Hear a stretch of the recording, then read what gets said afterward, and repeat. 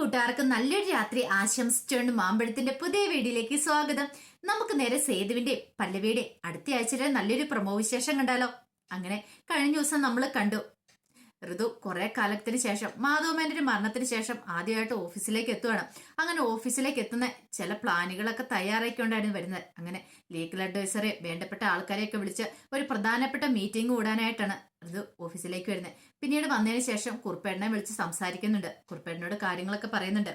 അതെ, എത്രയും പെട്ടെന്ന് തന്നെ മീറ്റിംഗ് കൂടണം, എനിക്ക് വളരെ പ്രധാനപ്പെട്ട കുറെ കാര്യങ്ങളൊക്കെ പറയാനുണ്ടെന്ന് പറയാം. അതെ ശരി കുഞ്ഞെ, ഇപ്പൊ തന്നെ എല്ലാവരും ലീഗൽ അഡ്വൈസർ എത്തിക്കൊണ്ടിരിക്കുവാന്ന് പറയണം. ശരിയെന്ന് പറയാണ്. പിന്നീട് ഋതു ഇങ്ങനെ ഓരോ കാര്യങ്ങളൊക്കെ ആലോചിച്ചിട്ടിരിക്കുക. അച്ഛനെ കുറിച്ചും അച്ഛനുണ്ടായിരുന്ന സമയത്ത് മീറ്റിംഗ് ഒക്കെ കൂടുന്ന സമയത്ത് താനും അച്ഛനോടൊപ്പം എല്ലാത്തിനും ഏതിനും കൂടെ നിന്നിട്ടുണ്ടായിരുന്നു. അപ്പൊ കുറെ കാര്യങ്ങളൊക്കെ അറിയാം. ആ ഒരു എക്സ്പീരിയൻസ് വെച്ചിട്ടാണ് ഋതു ഇപ്പൊ പുതിയ പുതിയ പ്ലാനുകളും പദ്ധതികളും ഒക്കെ തയ്യാറാക്കിയിരിക്കുന്നത്. അച്ഛന്റെ ആഗ്രഹം പോലെ ഈ ടെക്സ്റ്റൈൽ ഷോപ്പ് ഉയർന്നു വരണം, കുറെ ബ്രാഞ്ചുകളൊക്കെ ഉണ്ടാവണം, അങ്ങനെയായിരുന്നു ആഗ്രഹം. ഈ സമയത്ത് മൂട്ടിന് തീ പിടിച്ച അവസ്ഥയിലായിരുന്നു പ്രതാപൻ.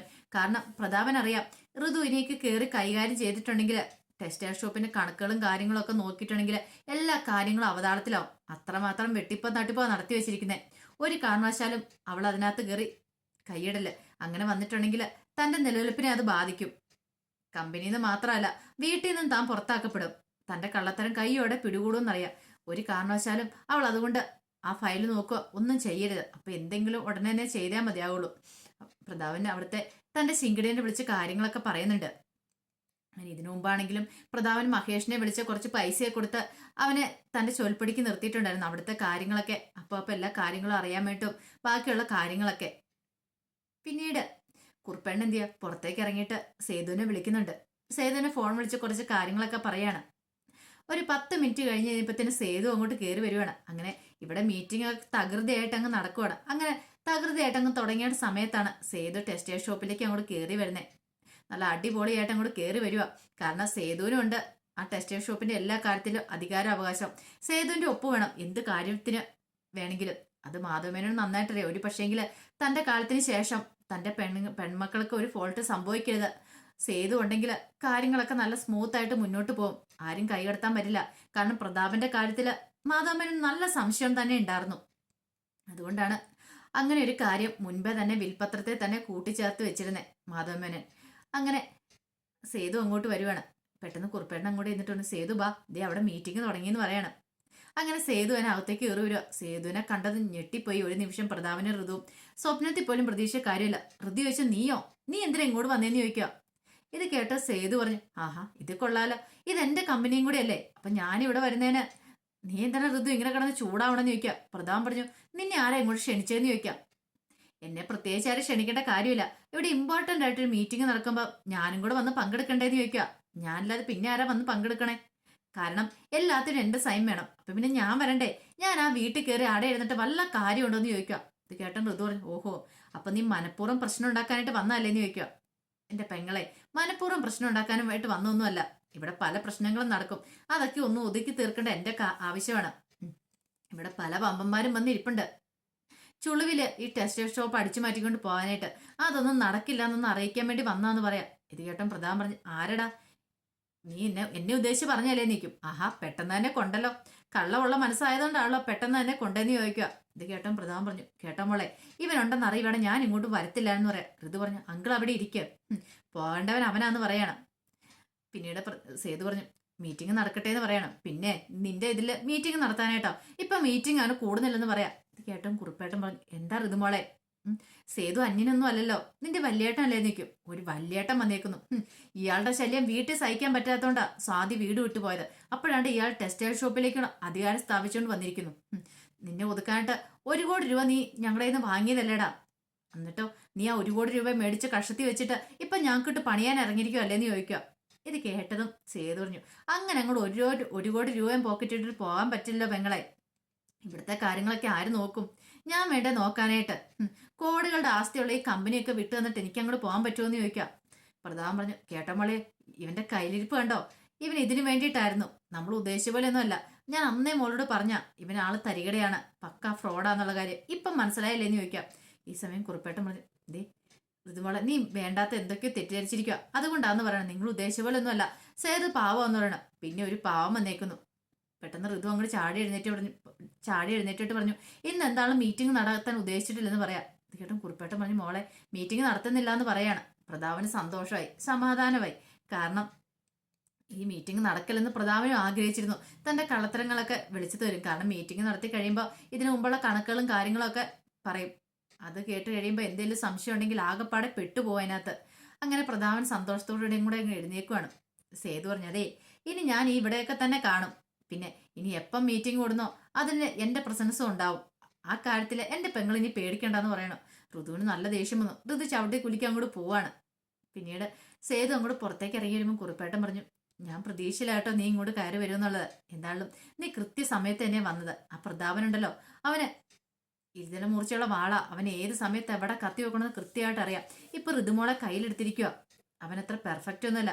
ഇവിടെ പല ആൾക്കാരും അവന്റെ ചിങ്കിടുകളായിട്ട് മാറിയിട്ടുണ്ട്. അവൻ പണം വാരി എറിയുന്നുണ്ടെന്ന് പറയാം. ഇത് കേട്ടതും സേതു പറയും, അവൻ എത്ര പണം വാരി എറിഞ്ഞിട്ടും കാര്യമൊന്നുമില്ല. ഇതിപ്പം ഞാൻ ഇങ്ങോട്ട് കയറി വന്നാൽ എന്താണെന്നറിയാവോ, അച്ഛനും കൂടെ ഓർത്തിട്ട് തന്നെയാ.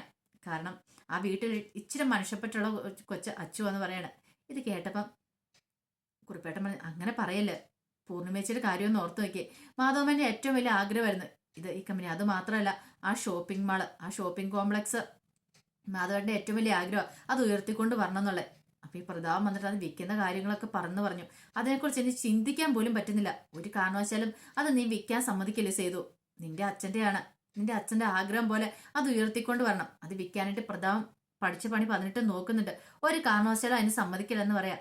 ഇത് കേട്ട് സേതു പറഞ്ഞു, ആ കാര്യം ഓർത്ത് കുറിപ്പേട്ടൻ വിഷമിക്കണ്ട. എന്ത് ചെയ്യണമെന്ന് എനിക്കറിയാം. എന്താണെങ്കിലും നമ്മൾ അതിൻ്റെ അകത്തേക്ക് ഇറങ്ങി തിരിച്ചു. നമുക്ക് വലിയ പ്രയോജനമൊന്നുമില്ല. എന്നാലും ഇനി അയാൾ പ്രതാപനെ ജയിക്കാണ്ട് ഞാൻ സമ്മതിക്കില്ലെന്ന് പറയാം. എനിക്കറിയാം അവൻ ഇത് മൊത്തം കൂടെ കട്ടുമുടിക്കാനുള്ള പരിപാടിയാണ് നടത്തിക്കൊണ്ടിരിക്കുന്നത്. അതൊരിക്കലും നടക്കില്ലെന്ന് പറയാം എന്നും പറഞ്ഞ് സേതു അങ്ങോട്ട് ഇറങ്ങി പോവാണ്. കുറിപ്പേട്ടൻ ഒരു ആശ്വാസമായി. കുറിപ്പേട്ടൻ പിന്നീട് പൂർണ്ണിമേനെ വിളിക്കണം. പൂർണ്ണിമേനെ വിളിച്ച് കാര്യങ്ങളൊക്കെ പറഞ്ഞു. സേതു വന്നിട്ടുണ്ടായിരുന്നൊക്കെ എല്ലാം കേട്ട് കഴിഞ്ഞപ്പോൾ പൂർണ്ണിമ പറഞ്ഞു, എനിക്കറിയായിരുന്നു അവൻ വരുമെന്ന്. അവന്റെ അച്ഛനോട് അവന് ഇഷ്ടമില്ലെന്ന് പറഞ്ഞാലും അവന്റെ മനസ്സിന്റെ കോണില് അവന്റെ അച്ഛനുണ്ട്. അതെനിക്ക് ഉറപ്പായിട്ടുള്ള കാര്യമാണ്. അവൻ ഇപ്പോഴും ദേഷ്യം എന്നോട് മാത്രമാണ്. അത് കുഴപ്പമില്ല കുറിപ്പേട്ട, അതൊക്കെ മാറുമെന്ന് ഞാൻ വിശ്വസിക്കുന്നു. എന്നെങ്കിലും ഒരു കാലത്ത് അവൻ സത്യങ്ങളൊക്കെ തിരിച്ചറിയും. അന്ന് അവൻ എന്നെ സ്നേഹിക്കാതിരിക്കാൻ കഴിയില്ലെന്ന് പറയാണ്. പിന്നീട് സേതു ഇറങ്ങിക്കഴിയുമ്പോൾ പല്ലവിന് ഫോൺ ചെയ്യാണ്. പല്ലവി വിളിച്ചല്ല, സേതുവേട്ടൻ എവിടെയാ? ഇതേ ഞാൻ ടൗണിൽ തന്നെ ഉണ്ടെന്ന് പറയാണ്. അല്ല, പല്ലവി കോളേജിലാണെന്ന് ചോദിക്കണം. ഞാൻ പറഞ്ഞല്ലോ ഒരു ഇവന്റ് ഉണ്ട്, അപ്പൊ അതിന് വേണ്ടിയിട്ട് കുറെ പ്രോഗ്രാംസ് ഒക്കെ നടത്തുന്നുണ്ട്. അപ്പൊ അതിന്റെ കുറച്ച് മേൽനോട്ടമൊക്കെ എനിക്കുണ്ട്. അതിന് വേണ്ടിയിട്ടുള്ള പരിപാടിയില്ലെന്ന് പറഞ്ഞു. ആ എന്നാ ശരി, പരിപാടികളൊക്കെ നടക്കട്ടെ എന്ന് പറയണം. പിന്നീട് സേതു പറഞ്ഞു, അതെ എനിക്ക് പല്ലവിനെ ഒന്ന് കാണണം എന്ന് പറയണം. കാണണം എന്തിന്? അല്ല, കുറച്ച് കാര്യങ്ങളൊക്കെ സംസാരിക്കാനുണ്ടായിരുന്നു. എന്ത് കാര്യങ്ങള്? ഒന്നുമില്ല എന്ന് പറയണം. എന്താ സേതുവേട്ടാ, അത് ഫോണിൽ കൂടെ പറയാൻ പറ്റുന്ന കാര്യമല്ലെന്ന് പറയണം. ശരി ആയിക്കോട്ടെ, നാളെ ആയിക്കോട്ടെ, നാളെ ഫ്രീ ടൈം ആവുന്ന സമയത്ത് ഞാൻ വിളിക്കാന്ന് പറയണം. ശരിയെന്ന് പറഞ്ഞ് ഫോൺ വെച്ചിട്ട് സേതു പോവാണ്. ഈ സമയത്ത് ഇന്ദ്രനാകെപ്പാടെ മൂട്ടിന് തീ പിടിച്ച അവസ്ഥയിലാണ് ഇന്ത്യൻ നടക്കുന്നത്. എത്രയും പെട്ടെന്ന് പല്ലവിയുടെ കാര്യത്തിൽ ഒരു തീരുമാനം എടുക്കണം. 2 തവണ അവളെ അറ്റാക്ക് ചെയ്യാൻ ചെന്നാണ്, പക്ഷെ 2 തവണ പാളിപ്പോയി. ആ ഒരു നിമിഷത്തെ ഇതില്ല, അല്ലെങ്കിൽ അവളുടെ കാര്യത്തിലൊരു തീരുമാനം ആക്കിയാണ്. ഈ സമയത്ത് വിശ്വം അങ്ങോട്ട് വന്ന് നോക്കി. ഇന്ദ്രേട്ടൻ നല്ല മൂടി തന്നെ, നല്ല കട്ട കലിപ്പ് മൂടിലായിരിക്കുന്നത്. എന്തോ പ്ലാനൊക്കെ ചെയ്യുന്നുണ്ട്. ഇത് അപകടത്തിലേക്ക് ചെന്ന് കലാശിക്കുള്ളൂ. പിന്നീട് രാജലക്ഷ്മിയുടെ അടുത്തേക്ക് ചെല്ലുവാണ് വിശ്വം ചെന്നിട്ട് പറഞ്ഞു, എന്തൊക്കെയോ പ്ലാൻ ചെയ്യുന്നുണ്ടെന്ന് തോന്നേ. മിക്കവാറും അമ്മേനെ തീർക്കാനോടൊന്നും അറിയത്തില്ലെന്ന് പറയാ. ഇത് കേട്ടൻ രാജലക്ഷ്മി, പോടാ അവിടെ നിന്ന്. മനുഷ്യനല്ലേ തന്നെ തീ തിന്നിരിക്കുമ്പോഴാ അവന്റെ ഒരു തമാശ അല്ലമ്മേ, പോയി നോക്ക്. ഇങ്ങനെ പോവുകയാണെങ്കിൽ അധികം വൈകാതെ തന്നെ അമ്മയുടെ എൻ്റെ കാര്യത്തിൽ ഒരു തീരുമാനമോ. ഇങ്ങനെയാണെങ്കിൽ ഞാൻ അധികം വൈകാതെ ഈ വീട്ടിൽ നിന്ന് അങ്ങോട്ട് പോകും. എനിക്ക് പറ്റില്ല എന്ന് പറയാണ്, ഏട്ടന്റെ കൈ കൊണ്ട് ചാവാനായിട്ട്. ഇത് കേട്ടൻ രാജലക്ഷ്മി, നീ എന്ത് ഭർത്താവാണ് വിശ്വം പറയണേ? നീ ഉള്ളൊരു സമാധാനത്തിലാണ് ഞാനിവിടെ കിടന്നുറങ്ങുന്നേ. അതെ, ഒരു കാര്യം ചെയ്യാം, ഏട്ടനെ എത്രയും പെട്ടെന്ന് വല്ല ഹോസ്പിറ്റലിൽ കൊണ്ടുപോകാൻ നോക്ക്. ഇങ്ങനെ പോയിട്ടുണ്ടെങ്കിൽ ഏട്ടൻ വല്ല ഊരാക്കുടുക്കിലും ചെന്ന് വീഴുകയും ചെയ്യും. അവസാനം നമ്മളെല്ലാം കൂടെ പോയി തൂങ്ങേണ്ട വരുമെന്ന് പറയാം. രാജലക്ഷ്മി പറഞ്ഞു, അതിനുള്ള വഴിയൊക്കെ ഞാൻ കണ്ടിട്ടുണ്ട്. പല്ലവിയാണ് അവന്റെ പ്രധാന പ്രശ്നം. പല്ലവി ഈ വീട്ടിലേക്ക് വരുവാണെങ്കിൽ പിന്നെ ഒന്നും സംഭവിക്കില്ല. പല്ലവി കൂടെ ഉണ്ടെങ്കിൽ അവന്റെ പകുതി അസുഖം കുറയുന്ന ഇപ്പോഴും എന്റെ മനസ്സ് പറയുന്നത്. എത്രയും പെട്ടെന്ന് പല്ലവിനെ ഇങ്ങോട്ട് കൊണ്ടുവരണമെന്ന് പറയാം. ഇത് കേട്ടപ്പം സേതു ചോദിച്ചു, അതൊക്കെ വല്ല നടക്കുന്ന കാര്യമാണോ അമ്മേന്ന് ചോദിക്കുക. നടക്കുന്ന കാര്യമാണോന്നോ? നടത്തണം, അല്ലെങ്കിൽ പിന്നെ ഈ രാജലക്ഷ്മി എന്തിനാ ഈ ഇന്ദ്രപ്രസ്ഥത്തിൽ ഇരിക്കണമെന്ന് ചോദിക്കാം. ഇത് കേട്ടതും വിശ്വം പറഞ്ഞു, നടന്നാ കൊള്ളാം. അമ്മയല്ലേ, അമ്മ ചെന്ന് ബലം പിടിച്ചിട്ടൊന്നും കാര്യമില്ല. ചുമ്മാ നിങ്ങളുടെ മകന്റെ അസുഖം മാറ്റാൻ വേണ്ടിയിട്ട് ആ പല്ലവി ചേച്ചിനെ വെറുതെ എന്തിനാമ്മ കൊണ്ടുവന്ന് ബലിയാടാക്കണമെന്ന് ചോദിക്കുക. നീ ഒരു അക്ഷരം പോലും മിണ്ടിപ്പോയക്കല്ലോ. നിനക്ക് ഇപ്പോഴും അവളോട് സെന്റിമെന്റ്സ് അല്ലേന്ന് ചോദിക്കുക. സെന്റിമെന്റ്സ് അല്ലാമേ, ഒരു ആ ചേച്ചിയുടെ ജീവിതം തകരുന്ന കണ്ടുകൊണ്ടുള്ള സങ്കടം കൊണ്ടാന്ന് പറയാം. ഇതൊന്നും കേട്ടിട്ടൊന്നും രാജലക്ഷ്മിയുടെ മനസ്സൊന്നും അലിഞ്ഞില്ല. രാജലക്ഷ്മി ചില തീരുമാനങ്ങളൊക്കെ മനസ്സിലെടുക്കുന്നുണ്ട്. പിന്നീട് കാണിക്കുന്ന പല്ലവീനെ കാണിട്ട് സേതു ചെല്ലുവാണ്. അങ്ങനെ അവർ രണ്ടുപേരും കൂടി സംസാരിച്ചിരിക്കുക. കുറെ സമയം സംസാരിച്ച് കഴിഞ്ഞിട്ട് പൊന്നുമടത്തിലെ കാര്യങ്ങളൊക്കെ പല്ലവി ചോദിക്കുന്നുണ്ട്. അപ്പൊ സേതു എല്ലാം പറയുവാണ്. അങ്ങനെ സേതു പല്ലവിയുടെ കണ്ണിലേക്ക് തന്നെ നോക്കിക്കൊണ്ടിരിക്കുക. പല്ലവി എന്താ സേതുട്ടാ, സേതുട്ടൻ എന്നോട് എന്തെങ്കിലും പറയാനുണ്ടോന്ന് ചോദിക്കുക. ഇത് കേട്ടോ സേതു പതുക്കെ ഇങ്ങോട്ട് എഴുന്നേറ്റു. പറ, കാര്യം എന്താന്ന് പറ. അല്ല, എനിക്കൊരു കാര്യം പറയാനുണ്ട്. ഞാൻ പറയുന്ന കാര്യം കേട്ടിട്ട് പല്ലവിക്ക് ഇനി എന്നോട് ദേഷ്യം തോന്നുമെന്ന് ചോദിക്കുക. എന്താ സേതുട്ട അങ്ങനെ പറഞ്ഞേ? അല്ല, ഞാൻ അങ്ങനത്തെ ഒരു കാര്യം പറയാൻ പോണേ. ഇനി പല്ലവിക്ക് ഇഷ്ടമില്ലെങ്കിൽ അപ്പൊ തന്നെ അങ്ങ് തുറന്നു പറഞ്ഞേക്കണമെന്ന് പറയാം. ഇത് കേട്ടൻ പല്ലവി പറഞ്ഞു, സേതുവേട്ടൻ കാര്യം എന്താന്ന് പറ ആദ്യം. പിന്നീട് സേതു ചോദിച്ചു, അല്ല, എന്റെ ജീവിതത്തിലേക്ക് എന്റെ ഭാര്യയായിട്ട് വരാനായിട്ട് പല്ലവിക്ക് താല്പര്യം ഉണ്ടോന്ന് ചോദിക്കാം. ഒരു നിമിഷം പല്ലവി ഒന്ന് ഞെട്ടിപ്പോയി. സേതുവേട്ടൻ ഇത്ര ഓപ്പൺ ആയിട്ട് ഇങ്ങനെ ചോദിക്കുന്ന സ്വപ്നത്തിൽ പോലും പ്രതീക്ഷിച്ച കാര്യമല്ല. അതെന്താ സേതുവേട്ട പെട്ടെന്ന് ഇങ്ങനെ? പെട്ടെന്നല്ല, ഞാൻ കുറെ ആലോചിച്ചെടുത്ത തീരുമാനമാണ്. എന്റെ ജീവിതത്തിലേക്ക് പല്ലവി വരുവാണെങ്കിൽ ഞാൻ ഒത്തിരി ആഗ്രഹിച്ചു പോയി. ഇതിനു മുമ്പ് ഒരു പെൺകുട്ടിയോട് പോലും എനിക്കിങ്ങനെ തോന്നിയിട്ടില്ല. പക്ഷെ പല്ലവിനെ കണ്ടതിന് ശേഷം എനിക്ക് അങ്ങനെ തോന്നി. പല്ലവി എന്റെ ജീവിതത്തിലേക്ക് വരണ്ടേ, എന്റെ ജീവിത പങ്കാളിയായിട്ട് വരണ്ടെന്ന് എനിക്ക് തോന്നി. അതുകൊണ്ട് ഞാൻ ചോദിച്ചാ. പെട്ടെന്നൊരു ഉത്തരം പറയണ്ട, പല്ലവി ആലോചിച്ചൊരു തീരുമാനം പറഞ്ഞാൽ മതി. ഇഷ്ടമില്ലെങ്കിൽ ഇഷ്ടമില്ല എന്ന് തന്നെ പറഞ്ഞേക്കാൻ പറയണം. പല്ലവി എന്ന് ആലോചിച്ചിട്ട് പറഞ്ഞു, ഞാൻ പിന്നെ ആലോചിച്ചിട്ട് പറയാന്ന് പറയാം. പല്ലവി അങ്ങോട്ട് പോവാണ്. പിന്നീട് സേതുവിന്റെ മനസ്സിൽ വല്ലാത്തൊരു വെപ്രാളമാ. ദൈവമേ, പല്ലവി എന്തായിരിക്കും പറയാൻ പോകുന്നത്. അങ്ങനെ പല്ലവി വീട്ടിലെത്തിയിട്ടും പല്ലവിയുടെ മനസ്സിൽ സേതു പറഞ്ഞ കാര്യങ്ങളൊക്കെ ആയിരുന്നു. സേതുവേണ്ണൻ തന്നെ അത്രമാത്രം സ്നേഹിക്കുന്നുണ്ടോ? സേതുവേണ്ണന് വേറെ കുഴപ്പങ്ങളൊന്നുമില്ല. താനിപ്പോഴും നല്ല നല്ല ഫ്രണ്ടായിട്ട് തന്നെ കണ്ടുകൊണ്ടിരിക്കുന്നത്. പെട്ടെന്ന് പല്ലവിയുടെ ഉള്ളിലേക്ക് വന്ന അന്നാ പെണ്ണ് കാണാൻ വരുന്ന ദിവസം, ഇന്ദ്രൻ പെണ്ണ് കാണാൻ വരുന്ന ദിവസത്തെ കുറിച്ചായിരുന്നു.